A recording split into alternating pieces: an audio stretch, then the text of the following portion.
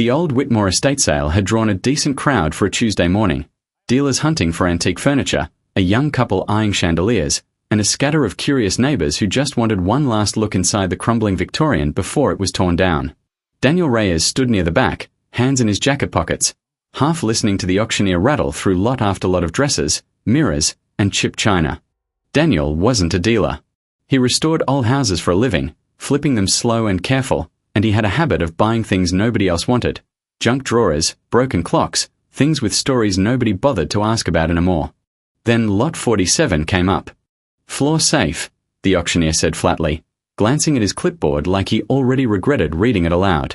Cast iron, embedded in the basement floor. Bricked over on 3 sides, rusted shut, no key, no combination on record. Estate says it hasn't been opened in. He squinted.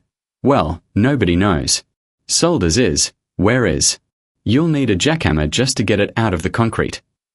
A ripple of laughter moved through the crowd. Starting bid, $10, the auctioneer said, deadpan. 20, said another man, grinning at his friend. The bidding crawled up in small, mocking increments, 25, 30, 40, punctuated by chuckles. Someone shouted, "Bet there's nothing but dead spiders in there," and the room laughed again. A woman near the front joked that it was probably somebody's idea of a prank from decades ago, a safe with nothing inside but a note that said gotcha. Daniel raised his hand. 70. Silence, then more laughter, but nobody else bid. A heavy-set man in a flannel shirt turned around and looked at him like he'd just watched someone set fire to their own wallet. $70 for a hole full of rust, he muttered to his wife, loud enough for half the room to hear. That's how you know some people got money to burn. The auctioneer banged his gavel, grinning. Sold. To the gentleman who apparently likes doing extra cardio. People clapped sarcastically. A man next to Daniel slapped him on the shoulder. Hope you like breaking concrete for fun, buddy. Daniel just smiled and signed the paperwork. He'd noticed something nobody else had. While the auctioneer talked about the safe being bricked over, Daniel had walked past it earlier during the preview hour, crouched down, and run his fingers along the brickwork. The bricks weren't original to the house. They were a different color, a different mortar, laid with less skill than the rest of the foundation. Somebody, at some point, had gone through the trouble of sealing that safe into the floor on purpose. Not because it was broken, but because they didn't want it found, or didn't want it opened by whoever came after them. That wasn't the kind of thing people did with an empty safe. Empty safes got left alone, forgotten in corners, sold off with the house as a curiosity. This one had been deliberately entombed, 3 sides packed tight with brick and mortar so that even if someone eventually found it, prying it loose would be a miserable, back-breaking job. Someone had wanted it to stay hidden for a very, very long time. Daniel had also noticed the basement itself told its own quiet story. The rest of the foundation was original fieldstone, rough cut and settled with age, while the section around the safe had clearly been disturbed and repaired sometime later, a patch job, hasty and uneven, done by someone in a hurry rather than a mason who cared about the work. Whoever sealed it up hadn't wanted attention drawn to what they were doing. By the time the estate sale wrapped up, the crew hauling out furniture helped Daniel load a rented dolly with the safe's outer casing, which had partially separated from the concrete slab thanks to decades of water damage in the basement. It took him, his friend Marcus, and 2 moving straps almost an hour to walk it up the basement stairs and into the bed of his truck. The thing had to weigh close to 400 pounds. You do know, Marcus said, wiping sweat off his forehead, that everyone in there thinks you just paid $70 to become a chiropractor's best customer. Let them think that, Daniel said. By nightfall, the safe sat in Daniel's garage under shop light, still crusted with dried mortar and rust, looking less like a treasure and more like a tombstone. He spent 2 hours chiseling away the brick casing, revealing the safe's original face, a thick iron door with an old combination dial, its numbers worn smooth, and a manufacturer's plate that read Hall Safe and Lock CO, a company that had gone out of business the better part of a century ago. There was no combination on record. No manual. No history except a name, Whitmore, and a house that had passed hands twice in the last 50 years, each time with an executor's note buried in the paperwork mentioning a sealed floor safe, contents unknown, open and not advised due to age and instability. Nobody had tried very hard to open it. Nobody wanted to pay a locksmith to drill into a 100-year-old safe that might be empty. Daniel wanted to know. He tried the dial first, out of habit more than hope, working through a few common patterns, birth years, simple combinations, anything a careless owner from a bygone era might have used. Nothing. The tumblers didn't even seem to move correctly, likely warped or rusted solid inside. So he switched tools. Using a cordless angle grinder with a metal cutting wheel, he worked in short bursts along the hinge side of the door, sending orange sparks arcing across the garage floor. The iron was old but brittle in places, weakened by moisture that had crept in through the brickwork over the decades.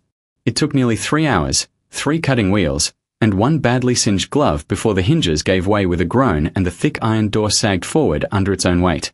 Daniel pried it the rest of the way with a crowbar, grunting, sweat dripping down his back despite the cool night air coming through the open garage door. The door swung free and hit the concrete with a heavy clang that echoed down the empty street. There was a metal lockbox, corroded but intact, and beneath it, a bundle wrapped in oilcloth that had somehow kept most of the damp out. Daniel knelt down, heart hammering, and carefully unwrapped the bundle first. Inside were stacks of old currency, bills from a series discontinued decades ago, the kind collectors paid serious money for specifically because they were no longer legal tender but were historically significant.